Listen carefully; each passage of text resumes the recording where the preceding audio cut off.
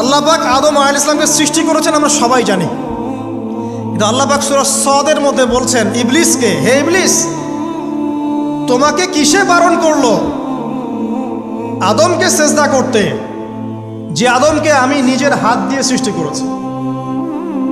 আল্লাহ রাব্বুল আলামিন যে আমাদেরকে এত যত্ন করে ভালোবেসে সৃষ্টি করেছেন, এটা কি আল্লাহ পাকের দয়ার নিদর্শন নয়?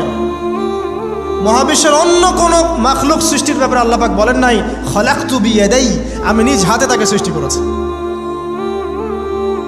শুধু সৃষ্টি নয়, সৃষ্টি করার পর আল্লাহ পাক তাকে সমস্ত নাম শিক্ষা দিয়েছেন। এই যে জ্ঞান শিক্ষা দেওয়া, জ্ঞান, এটা আল্লাহ পাকের সবচেয়ে বড় নিদর্শনগুলোর মধ্যে অন্যতম।